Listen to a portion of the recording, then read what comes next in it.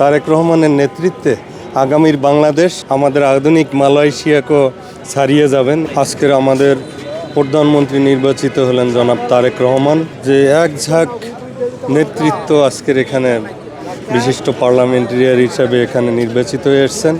তারা সবাই মেধাবী এবং অভিজ্ঞ এবং তাদের দেশ গঠনের অতীত অভিজ্ঞতা রয়েছে এবং আগামী দিনে এই বাংলাদেশ গঠনে তাদের ভূমিকা থাকবে। একদম নিরলসভাবে তারা কাজ করে যাবেন।